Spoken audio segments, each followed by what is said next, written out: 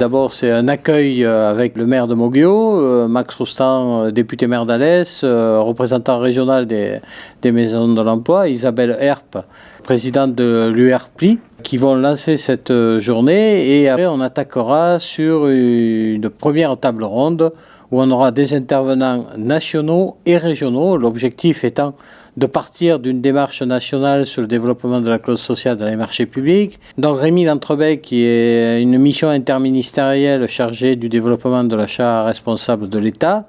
Patrick Loquet, qui est notre juriste, expert d'Alliance Ville-Emploi et de l'ANRU. Marie Courouble et Laurie Martin de l'ANRU, qui seront là pour nous présenter les résultats de la clause sociale dans le cadre de l'ANRU.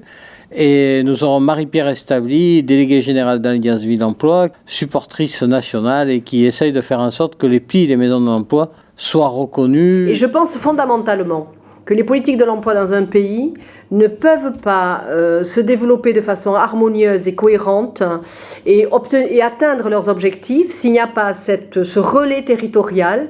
Et le relais territorial ne peut pas se développer sans l'implication forte des élus territoriaux avec leurs équipes. Dans la mesure où effectivement la dynamique du territoire, au travers des plis, au travers des maisons de l'emploi, au travers de l'État, ont permis évidemment d'acheminer la structure complète pour amener la personne qui est en précarité jusqu'à l'emploi fonctionne. Le centre hospitalier d'Alès a fait le choix du développement durable. Le développement durable dans sa dimension construction, avec la qualité HQE, haute qualité environnementale, sa dimension d'achat avec les achats responsables, mais aussi il fallait une clause sociale. Et là, ça a été une opportunité de mettre cette démarche d'utilité sociale. On démontre en travaillant ainsi qu'on œuvre réellement pour le retour à l'emploi des publics concernés. C'est savoir de redonner une chance à des gens qui ont été éloignés du monde du travail en les mettant dans une activité des fois qui n'est pas la leur, mais qui va leur redonner goût au travail. Au fond, on est tous motivés par une certaine passion qui est le retour à l'emploi du citoyen. Quand on promeut quelque chose, un dispositif, il faut commencer par ses propres pratiques et donc c'est toujours important que l'État s'y mette. Qui motive la participation du service d'achat de l'État à cette réunion, c'est vraiment de reconnaître ou d'appuyer ce qui a déjà été fait d'ailleurs, en parenthèse, par la signature d'une convention entre le service d'achat de l'État et l'association Alliance Ville-Emploi, qui est la tête de réseau des facilitateurs des PLI et des MDE.